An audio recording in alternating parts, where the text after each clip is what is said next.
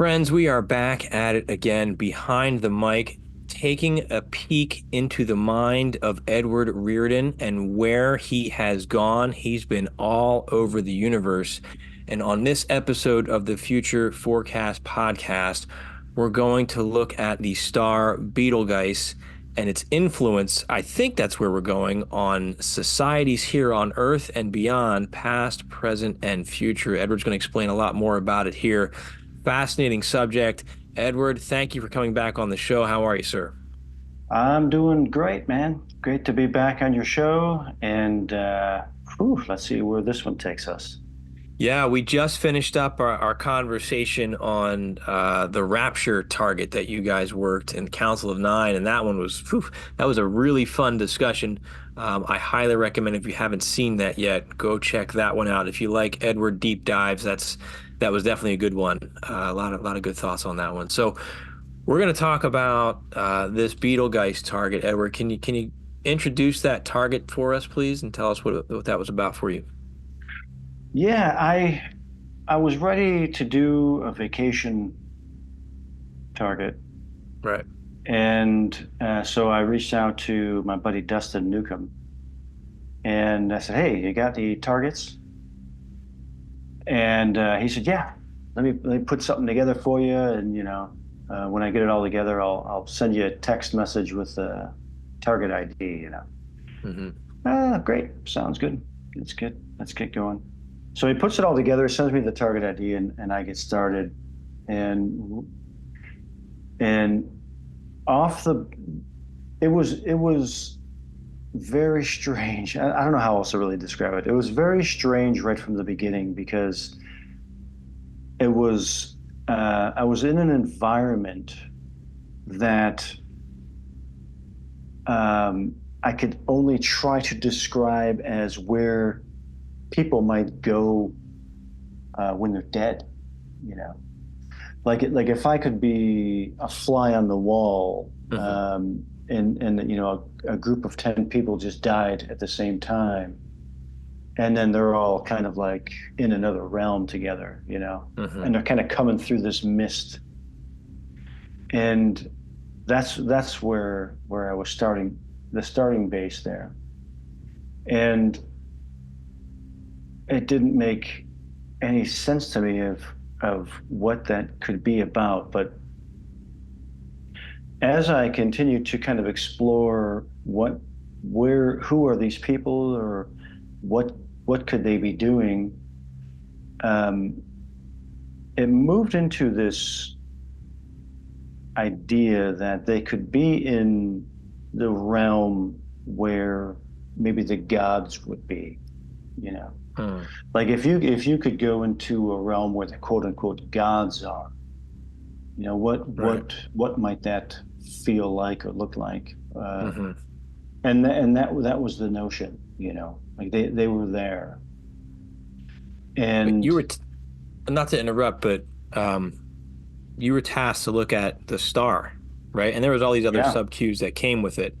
yeah, So I think that's curious that all of a sudden you're getting like afterlife data coming into that. yes. I was once he this was I worked last quarter of last year, so I think I Hmm. probably got the target ID in September, and I probably finished Hmm. it up in December, Right. and then started putting videos together for him. But the interesting thing is that once he gave me the feedback, he said, "I tasked you this target uh, 3.5 years ago." And I was like, "What?" Hmm. He said, "Yeah." He said, you didn't think you were on, you didn't like the remote viewing, and we scrapped the project, you know?" I was like, Wow. "Holy crap." He said, "Yeah." So when you said, "Hey, you got anything for me?" I figured we'd do this one again, you know? And I was Wow. like, "Wow." And the significance of that, I'll tell you why that's so significant here in a minute. But what he wanted to look at, he was curious originally. He was curious back in 2020 when he gave me the first thing, was to see if I could through remote viewing, get any sense that this star was going to go supernova, Hmm. because that was the talk at the time, and I think Right. it might still be talk now. And he was curious to see if that was going to happen, or if it Hmm. did if it did happen already. We just Right. didn't We experience it just yet. haven't seen the light yet. Yeah. And but as he typically does, he put a whole list of other, he calls them tangential subcues. You got that word this I time. Your video, finally you said struggled it. through. I can't Proud of believe you. it. I probably won't be able to say it again. That is the first take too. There's no editing Yeah, here, I think friends. my throat loosened up, and the word popped out. That's it. Incredible. And but I like that he does that, because for him it satisfies his curiosity. Right. Me, as a viewer, the parts of my mind that are going to be affected by his tasking gives me a lot of more places to go to. Right. And since I'm not under any kind of time constraint, I can go wherever I want. Yeah. I don't have Hmm. to get it done, at any under a schedule or anything like that. So in the tasking was that the known physical things of it. Is it going to Hmm. go supernova?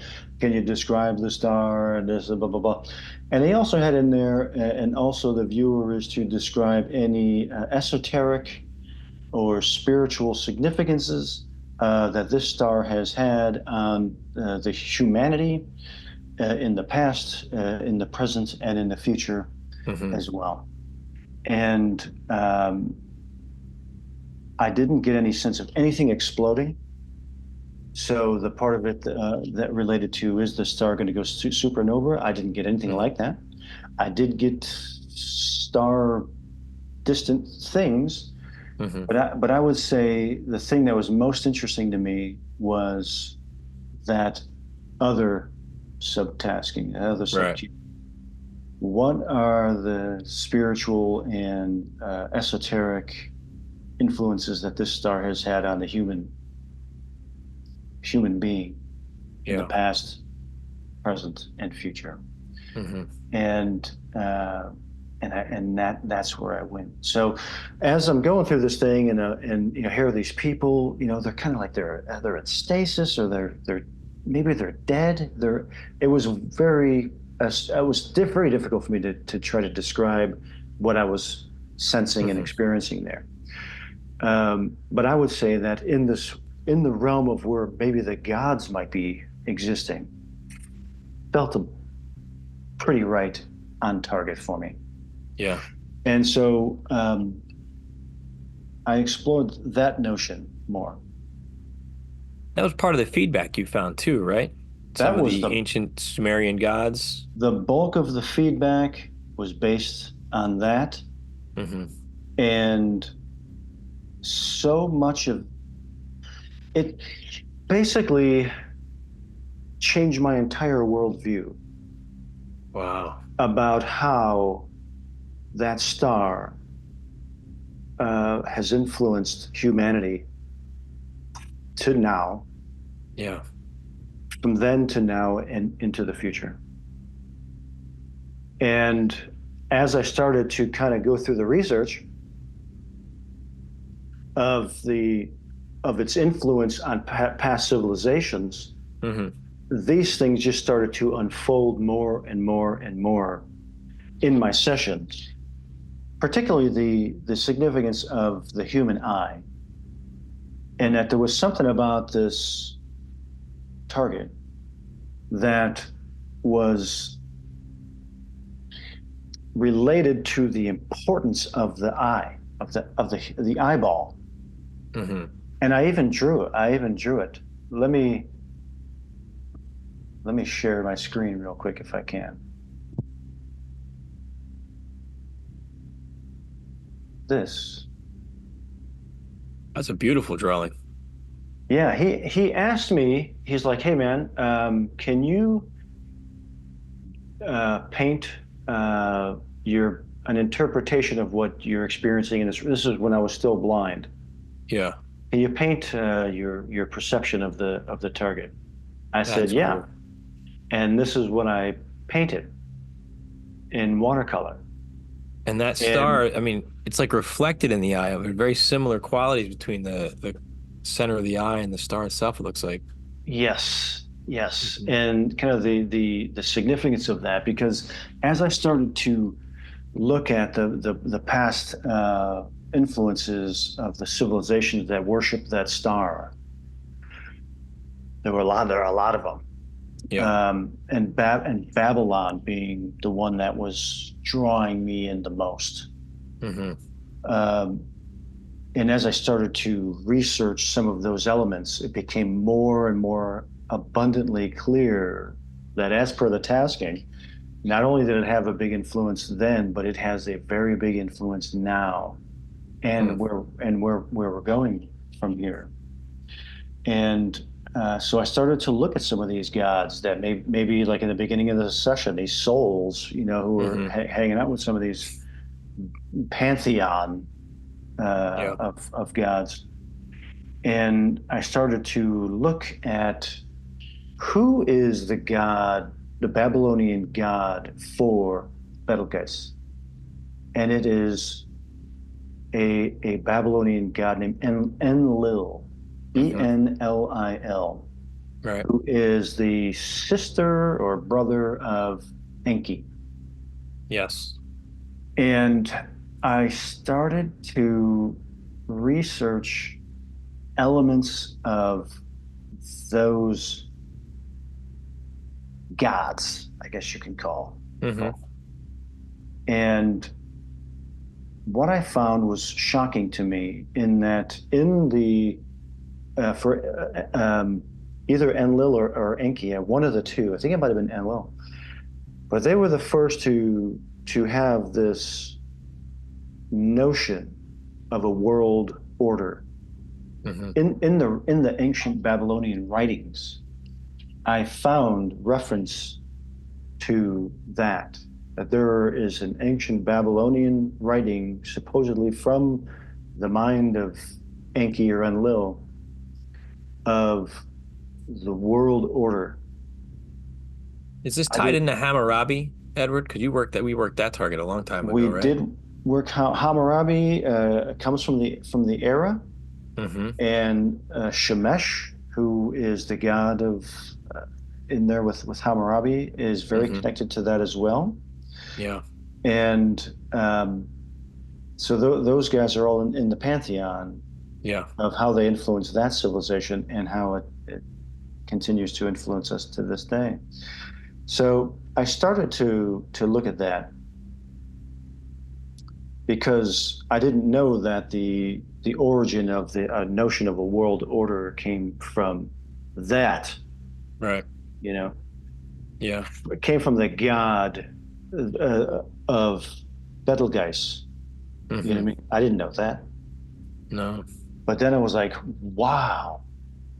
Now that tasking of how it affected humanity from the past and into the now, oh, Hmm. I can see where that's coming in now. So that's So the story of like that's where they came from down here to Earth to give that order. Basically, is that that what we're saying here? that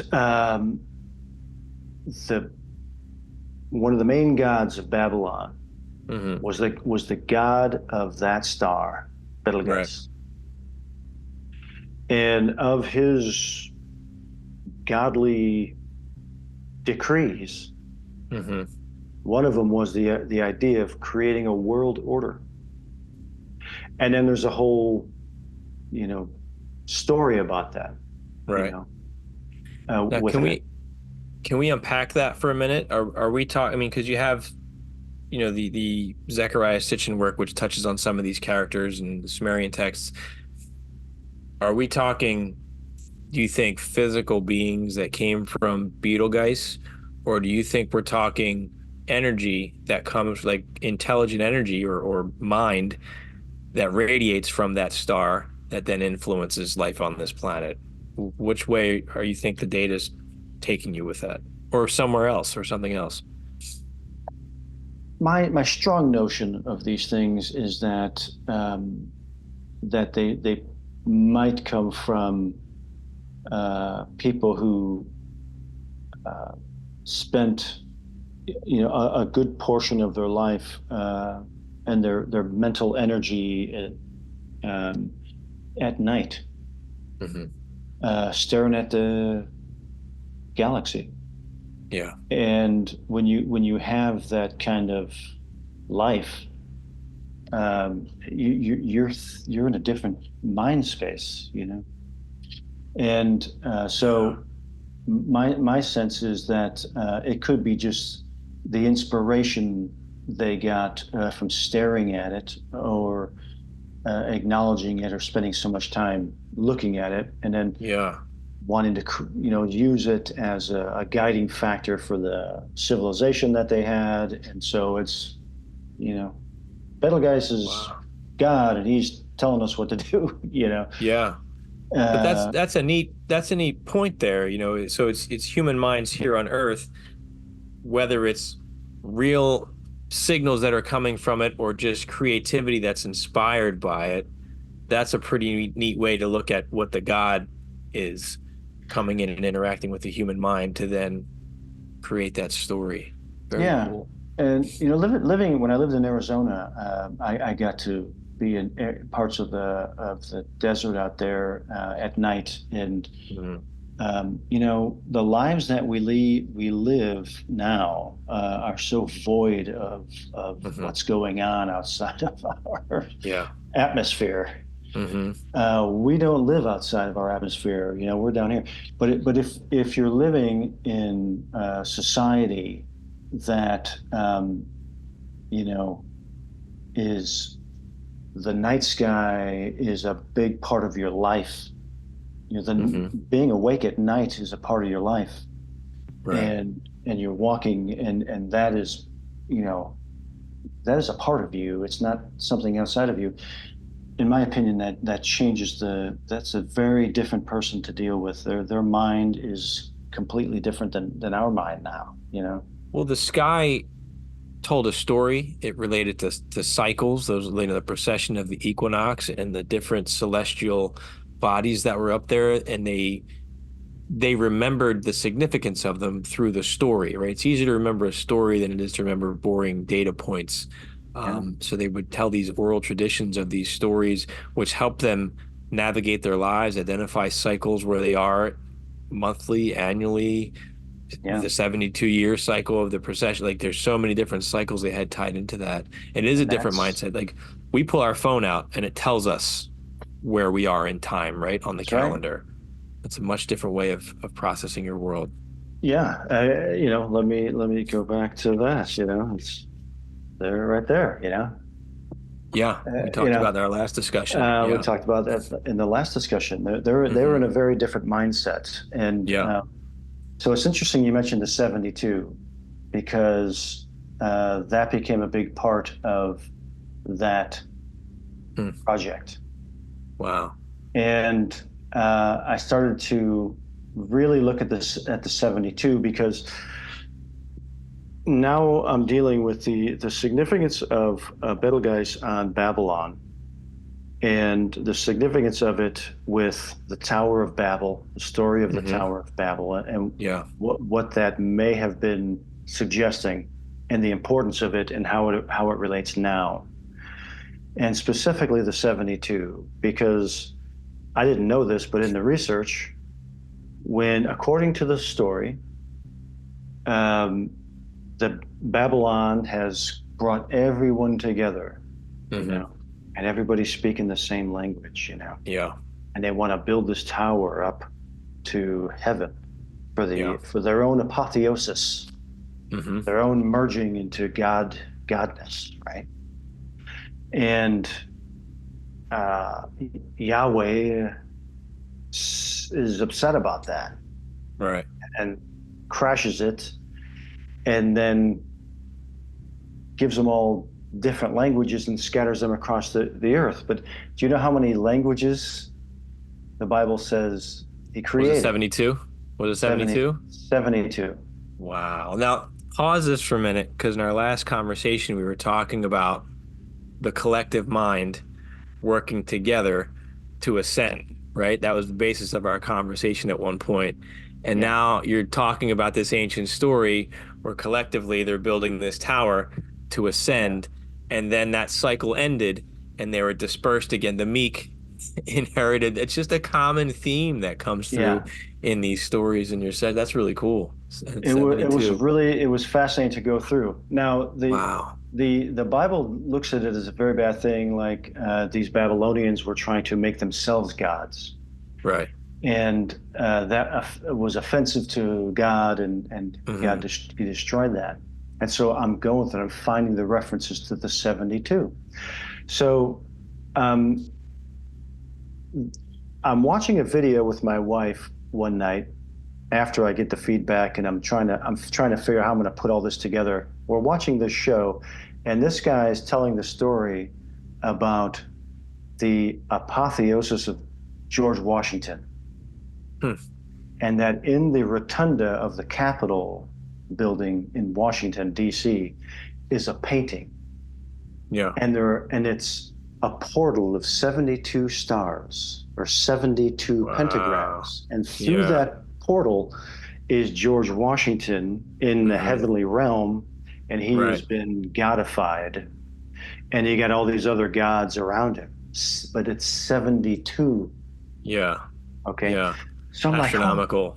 so I'm thinking there's 72 again. That's Yeah. so now I'm starting to get excited because this Hmm. session is has a lot of stuff in it. I don't understand it. I'm researching it, and now I'm It's coming to getting my life for you. coming to life for me. Yeah. Yeah. So then I start thinking about the the 2022 Commonwealth Games that took place in Birmingham, England, and this very strange ceremony they had for this for these games. Hmm. And in the ceremony, they have it starts out with a star explodes, Hmm. all right, and all these shards go shooting through the galaxies, and Just they CGI that they're using. yes, Okay. and they land on Earth, and these certain people pick them up, and they're brought. Hmm.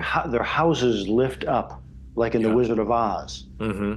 and they bring them to the ceremony, you know. Hmm. And then these women who are slaves, they pull in this big giant bull, big giant 3-story, 4 mechanical bull, Right. and they do something and they tame the bull, you know. So I'm looking at the Babylon thing too, and Hmm. there's Baal. Hmm. Baal is a god in Babylon. Hmm. The bull, the head of the bull, and there's Hmm. also Moloch, another Yep. bull-headed god.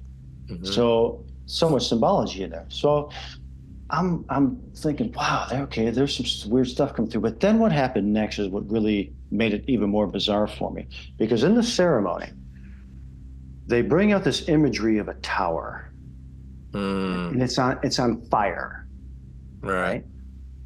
And all the people come with their shards of crystal that came from this exploded star, and they're doing this thing, and blah blah blah. And then they put the fire out Hmm. in the tower, right?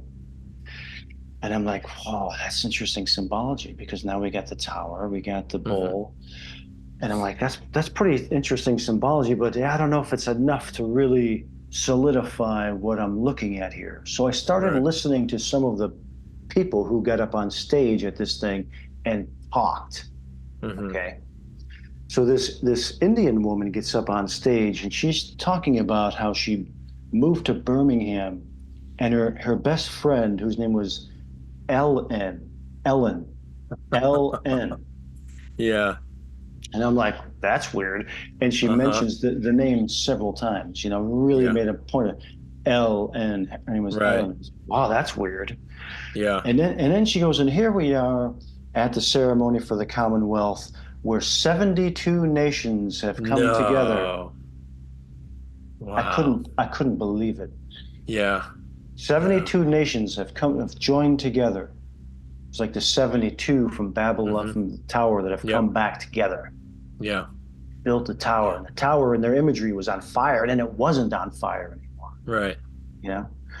And I'm going, then, now, then, now, then, now. Yeah. Yep. And and I'm watching it all, it's just like it's blowing my mind because the the MC Hmm. for the events was then Prince Charles, who's now King Charles. Wow. And they had this whole ceremony where some thing comes down, it's gonna scroll, and they gotta bring it to him, and he opens the scroll and he Hmm. reads, reads the wisdom, whatever. Really big ceremonial thing. So I started thinking to myself, maybe Charles sees himself, or maybe Charles is the king of the new Babylon. Hmm. So if what was taking place then in Babylon, in the tower, the worship of Enlil, the god of Betelgeuse, Hmm. and now we're seeing the same imagery.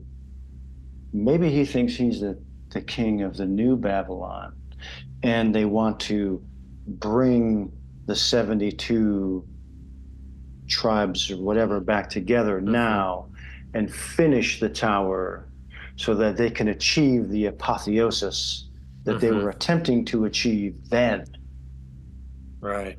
you know? Yeah. And if you listen to some of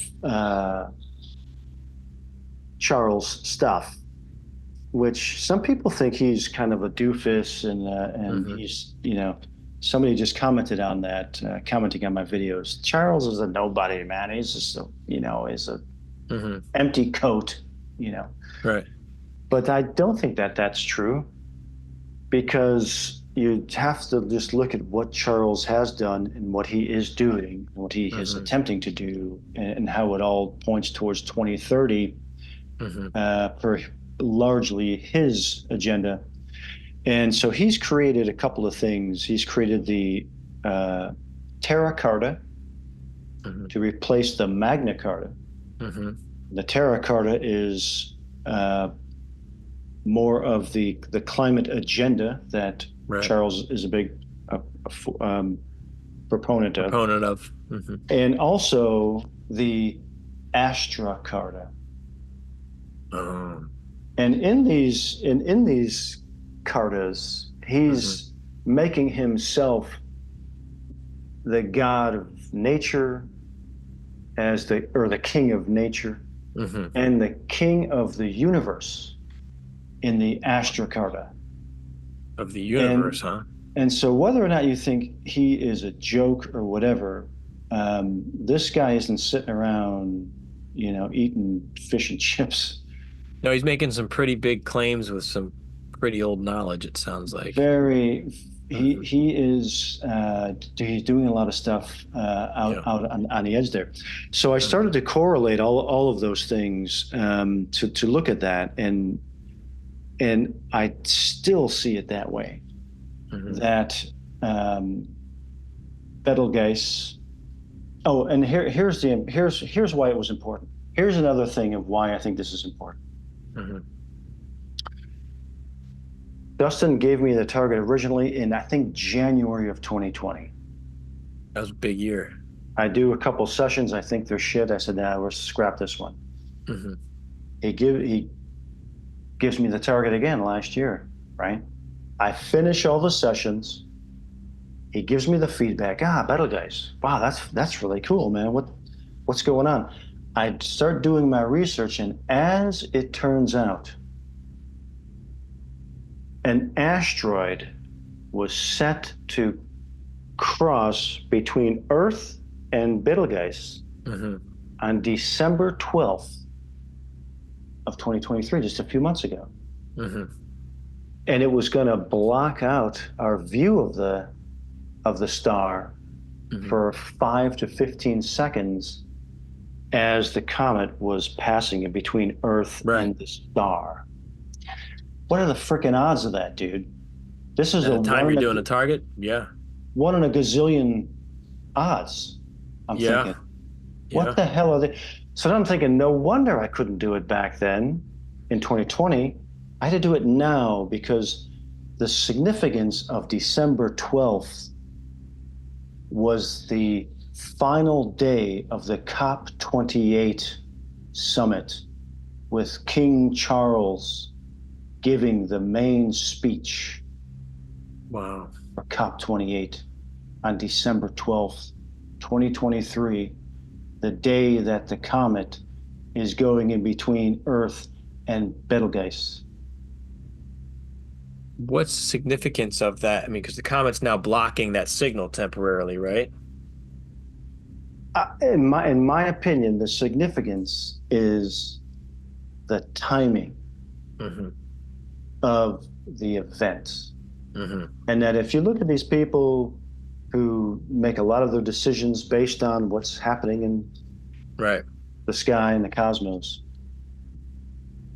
and that this event would happen on Yeah. that day, and all of the Babylonian imagery that Hmm. Charles projects in these things, Hmm. and the importance of Betelgeuse to Babylon, and that the god of Betelgeuse, Enlil, was the author of the notion of a world order, and what COP28 represents, and what Charles's Magna Carta and Astra Carta represent. Right. To me, I sit back and go, I think Charles might see himself as the king of the new Babylon. Yeah. That would make sense to me, Hmm. that they would utilize an astronomical event that is a one in a gazillion chance of Hmm. happening, that Yeah. a star would, or a comet would block out Pass between. Right. that star exactly, not a Hmm. little high, not a little low, Right. Perfectly. block it out. Given the size and the distance that that asteroid needs to be in order for that to happen, right? I mean, it must be a What pretty a big asteroid too if it's blocking it out, but and it would wow. be on the same day Hmm. for him. Yeah. I just I can't see that as a coincidence. I just can't see it as a coincidence. And I'm thinking about this too as just a bigger in the whole process of remote viewing, right? You've got your sessions, your stages that you go through, but in the more conversations I have from you, this seems to be a part of your process. It's not in the books, it's not, but this feedback portion where you're still getting data, even after you know what the target is, this still seems to be a part of your process that I think is starting to click with me now as I'm learning more about how you get information. I mean, that's a really cool thing as you go through it. Now you're getting real-time feedback as a Yeah, part of your, it's like there's a living yeah. interaction with it, you know. Yeah. Well, these targets, this is it's always not always, but these big targets become learning experiences for you. And we've talked about that Oh before, yeah, how like you don't like to sit and read the book, but you go through remote viewing and then the information comes to you in these yep, unique ways that it's that synchronistic piece that I think it's that I'm open to receiving the messages that the universe is going to send me. The universe just doesn't speak English, right? It speaks in signs and symbols and experiences.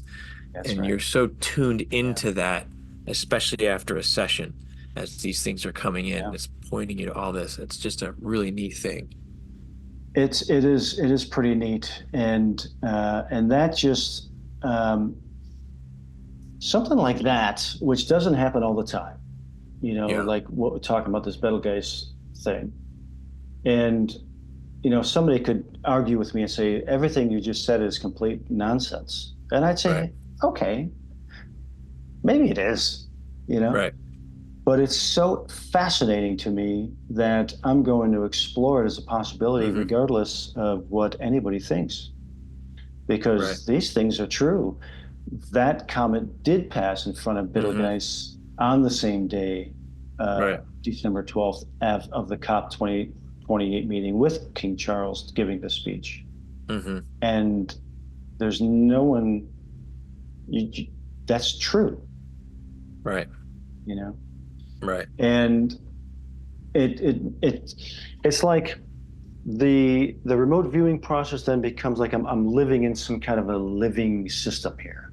Yeah. of Hmm. communication, Hmm. and I get to communicate with it, you know. It's really cool. And I don't You know, have to worry about being right or wrong. I don't have to worry about anybody agreeing with well, me. it's not about right or wrong. It's about the experience, and you are Yeah, taking value from the experience. And fortunately, other people get to share in some of that value. But it does, it's not about, am I right? Am I on target? Am I accurate? I'm learning from this. And right now, right. this story that I'm crafting based on my data is valuable to me in my own personal spiritual growth. I mean, that's a big part of this, right? It doesn't always Yeah, matter. There's more to it than like I hit the target, I drew the sketch. There's a piece yeah. for you where you're growing. And I think that's a beautiful thing. And if it's not for everybody, that's not what they're meant to learn right now. But I think that's a wonderful thing. All of that stuff about the Enlil, uh, the Babylonian stuff, Right. stuff that I didn't know. You know, Right. Right. I had to get it, and it's through remote viewing, Yeah. and and that's the beauty of it. Hmm. That's why I love remote viewing so much. Right. And in my opinion, that is the true purpose of remote viewing. Hmm. If and that's a big topic. Yes. I put that question out several times. Hmm. What is the purpose of remote viewing? What is your purpose of remote viewing? Or Hmm. in general, what is the purpose of people going into this realm? Hmm. And as I continue to unfold things like with experiences like this is what it's about. It ain't about Right. let me, it's not about, ooh, look at this drawing, pat me on the back, Can can I sketch the target and fuel my ego? Exactly, Right. man. Yeah, Right. nothing aggravates me more than that, you know. Yeah. Um, that's not what I'm after. I don't think that is the purpose of remote. Right. That's a part of it. It's impressive.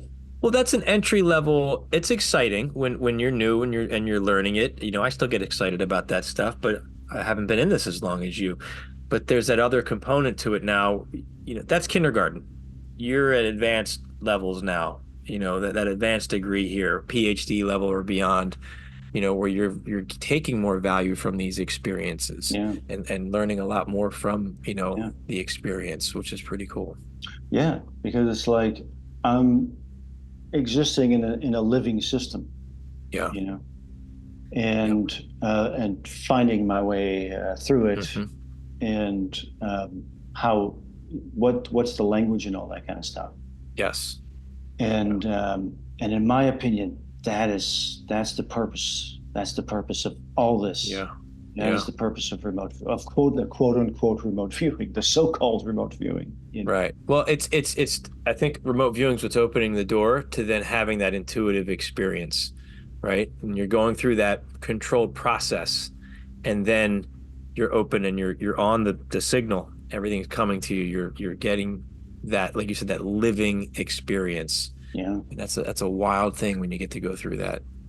yeah. It's a cool thing, and that's why, in my opinion, remote viewing has will be around for a long time, Yeah. and um, I think I talked about this recently too. Um, the real purpose of it still hasn't been fully understood yet, and the real Right. potential of it still has not Hmm. been fully attained. Right. And that's very exciting, because we're just cracking the ice on this Yeah. potential. You know, Yeah. There's still so much more to learn. Right. Because yeah. once you feel like, oh, I learned it all, then where's the Who's growth in that, right? If anybody says that, I get up and leave the room because Yep. Agreed. ain't gonna get nothing Agreed. else from that one. Yeah. Yeah. No, I agree. I That agree. lemon's been squeezed, man. But So let me bring it back to this point. You know, we're out here in the spiritual and esoteric now, but let me bring it back. We talked earlier about cycles, right? In our last podcast that we just did, with the Council of Nine stuff, we talked about cycles. So now, are we looking at another cycle right now where, in the biblical context, Babel was built, Babel was knocked down, 72 languages come about, Are we watching that tower be rebuilt only to be Yep. knocked down again? I mean, does that imply this is the beginning of the, I don't want to be doom and gloomy, but like the beginning of the end of the cycle, not the end of the world, but the end of the cycle? Is that possible what we're looking at here? In my opinion.